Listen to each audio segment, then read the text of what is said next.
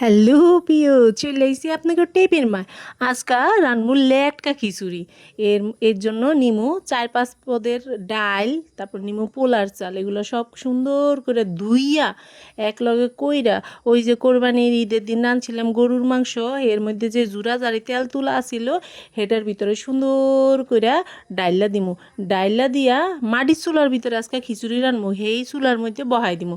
বহাই দিয়া সুন্দর মতো পরিমাণ মতো পানি দিয়া এবার শুধু খালি নাড়ন চাড়ন, আর কোনো কিছু লাগবো না। গাছ থেকে কয়টা কাঁচামরিচ আর 4-5টা টমেটো পাইছিলাম, সেই টমেটোগুলো এলাম। টমেটোগুলো এমন টক, মানে কি কমো, তেঁতুলের টকের মতো টক। যাই হোক, এগুলো সুন্দর করে দিয়ে দিলাম। আর যে বড় টমেটোটা ছিল এইটারে আপ দিয়ে একটু সিরা বিরা একটু খিচুড়ির ভিতরে দিয়ে দিলাম। এখন শুধু নাড়াচাড়া, আর কোনো কিছু করতে হইব না। কতক্ষণ পর পর নাড়মু আর এদিক দিয়ে জাল দিমু। চুলা আমার সুন্দরী, তাই চুলার মুখটা ছোটো। যাই হোক, যেমনি পারছি একটু সুন্দর করে বহাই দিছি। কতক্ষণ পর পর এই যে দেখেন নাড়তাছি, আর মাঝে আমি একটু লবণ দেখে লমু, কারণ লবণ না হইলে তো আর খিচুড়ি মজা হইব না। এখন সুন্দর করে আরেকটা কথা কয়ে লই, এইখানে কিন্তু আর কোনো মশলা মশলাই কিচ্ছু লাগবে না। ওই যে গরুর মাংসের ওইটার ভিতরে তো মশলা ঝোলমোল সব কিছু আছে, ওতেই হইয়াছে বোকা। তেলও দেওয়ান দেবো না, কিচ্ছু দেওয়ান লাগবো না, শুধু খালি এই যে লবণ দিলাম। লবণ দিয়ে এখন শুধু খালি নাড়াচাড়া, চালটা আর ডালটা সুন্দর করে সিদ্ধ ঘন এই গেলেই নামাই হালাইতে হইব। এই যে দেখেন, এই যে লবণ দিলাম, দেখেন লবণে পরিমাণ মতো দিলাম আর কি, আবার যদি লাগে আবার একটু দিমু।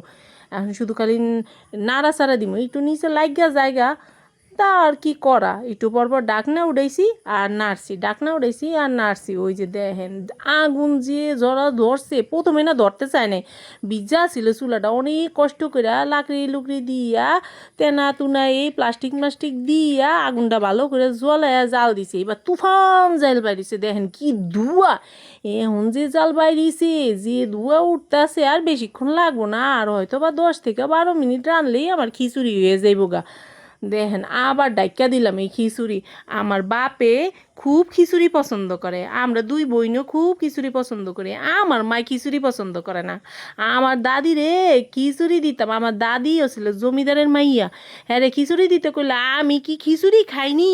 আমি এই লেটকা খিচুড়ি খাই না, এগুলা খায় কামলারা। তয় যাই হোক, এই 80 দিন এই দিন তো গেছে গা, পুরান দিন বাগে খাইছে।